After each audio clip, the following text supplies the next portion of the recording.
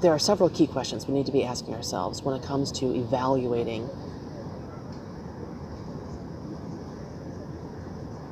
inappropriate sexual behavior on the part of men,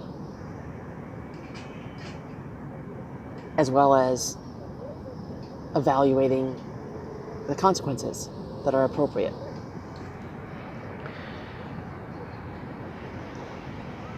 One of the questions we need to ask is, when did the inappropriate behavior happen? How long ago? Another question we need to ask is, what was the inappropriate behavior? Where was it on the spectrum? Was it rape and attempted murder? Was it grabbing a side boob? Another question we need to ask is, was it a one-time thing, or was it persistent, frequent, repeated? You know, was it a James Toback kind of thing, where he harassed and assaulted some 300 women? Or is it a Brett Kavanaugh thing, where allegedly he only assaulted one?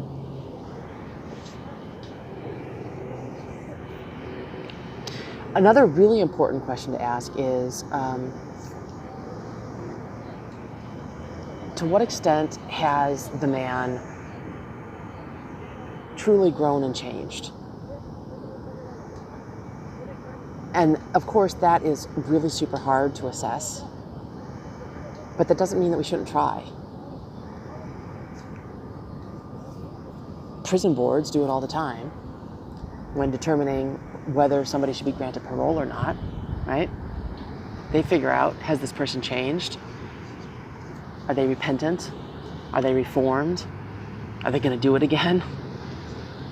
So, you know, if prison boards can figure it out, I certainly think that we can figure out a way to figure out if men who were once guilty of significant sexual misbehavior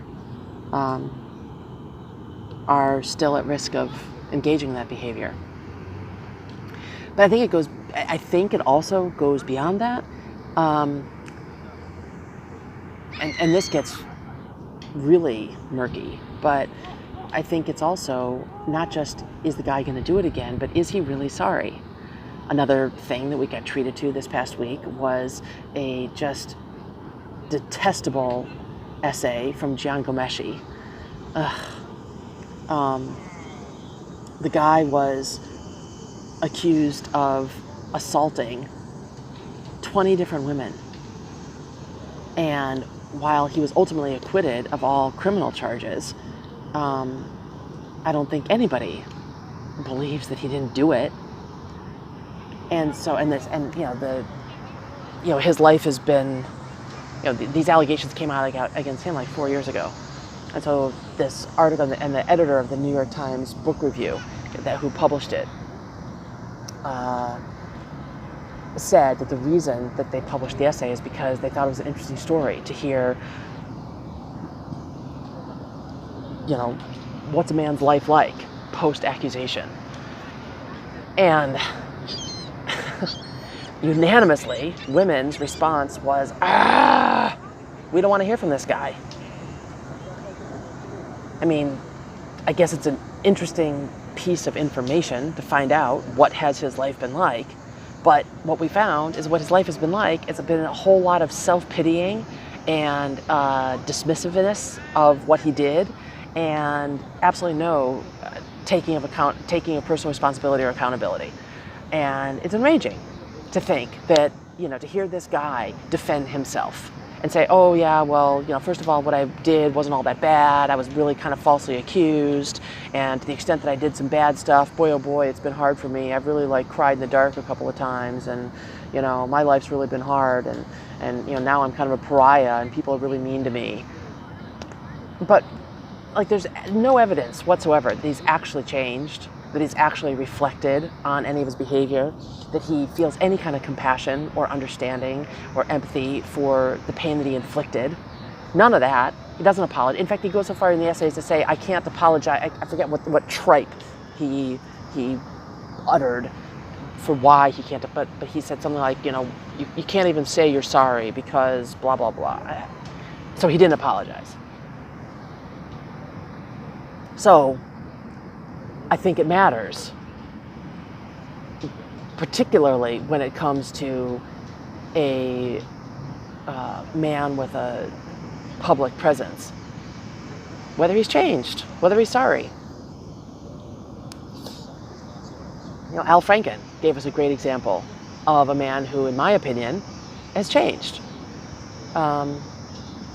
He was rather juvenile, and he took advantage of women in some, tail end, low grade ways. He groped a couple of butts. He grabbed a little side boob. He maybe was a little bit annoying and harassing of Leanne Tweeden on their USO tour together.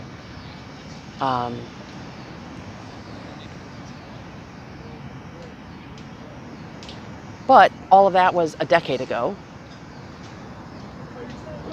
And it sure does seem as though the man has changed. And not only has he changed, but he's also a fierce advocate, a fierce ally for women and women's rights now. But what they're doing now isn't the only criteria, because of course we also have the example of Eric Schneiderman, the Attorney General for the state of New York, who has been credibly accused of sexually assaulting 3 or 4 or 5 of his girlfriends.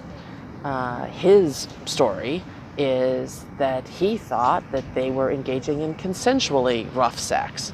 The women were like, fuck no, you choked me and hit me and assaulted me completely out of the blue. And I didn't like it, didn't want it, we didn't talk about it. And the allegations were serious and appalling and credible. And so who cares that Eric Schneiderman is professionally a tremendous ally for women, who's doing a lot of great work for women, for the progressive liberal cause, against Donald Trump. Doesn't matter. He got clawed down out of his position right quick because what he did was pretty severe and pretty recent. And he showed no contrition. He was like, what? Me? Huh? What? That was consensual. What are you talking about? Al Franken's response was very different. Not only were his actions different, they were much less severe, but his response was different. His response was, I'm really sorry. I mean, I don't think I did all of what people are saying I did, and there's a couple of things that I flat out didn't do, but, there's a couple of these things that I did that were really sucky, and I hurt people, and I'm sorry for that, and let's talk about it. That's a pretty damn good response, That's what we want. That's what we women want to hear a man say in the face of an allegation. Another question we need to ask when evaluating the extent of a man's sexual misconduct and the consequences that ought to be inflicted is the power imbalance. It matters whether the coworker that you are commenting on her skirt is your boss, or if you are her boss. That makes a difference. I mean, and it ought to be obvious, right? From the way that I phrased it, who in their right mind is going to make a whistling, derogatory remark about the short skirt of a woman who is his boss, or by a couple of ranks his boss? Nobody's going to do that. So what makes you think that you can do it to a woman who is 2 ranks below you on the corporate hierarchy, right? So it matters. It's worse if the short skirt that you're commenting on in an unwelcome way is your subordinate by 2 levels at work, or if it's some woman at a bar on a Friday night who you're trying to pick up or whatever. That makes a difference. But that also raises the question of, is it possible for a woman to give consent in a relationship where there is a tremendous power imbalance. And of course, the historical example that comes to mind there is Monica Lewinsky and Bill Clinton. Monica Lewinsky has always asserted that she was in love with Bill Clinton, that everything that they did was consensual.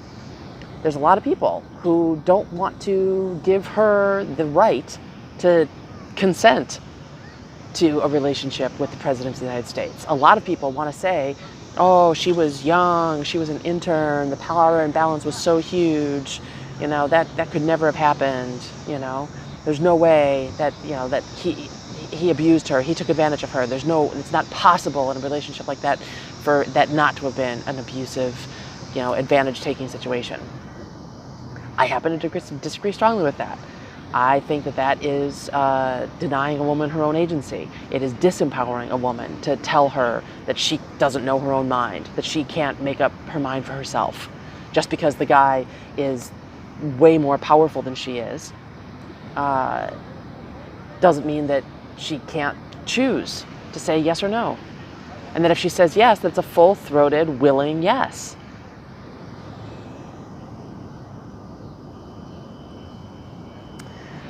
Another question that comes into all of this is, and this got talked about a lot with Harvey Weinstein, is what about when the woman does something that she is now alleging was assaultive, but she did it believing that she would be receiving something else in exchange. The casting couch. I'm not in Hollywood. I don't know much about this industry, so I'm just kind of talking about what I've read in magazines and newspapers. But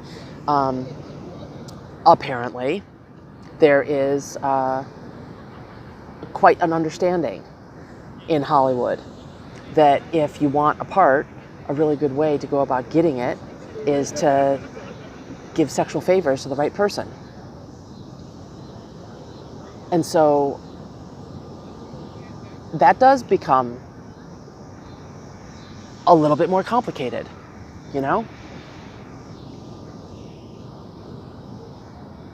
And it also, so if an actress is saying, all right, I guess I'm gonna sleep with so-and-so because that's the only way I can get this part and I really want this part, and okay, I guess I'm gonna do it. Certainly, assuming that she is in fact making a choice and she is agreeing and taking off her own clothes and not being physically or emotionally or financially or whatever forced. Where's the line between that and something that feels abusive? And somewhere, I think it's somewhere in the nature of, I'm going to call it the monopoly, and that's not a good phrase for it at all, but from what I've read, Harvey Weinstein was the guy. And if he decided he wanted you and you said no to him, well then you were pretty much guaranteed that you were never going to work again. So I think the line is somewhere around that, If saying no to a given person, or frankly saying yes, was just going to get you the one thing in question at the moment,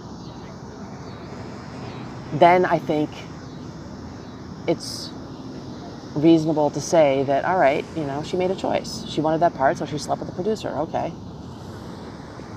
But when it comes down to somebody who is as powerful as I understand Harvey Weinstein was, it's like I have no choice.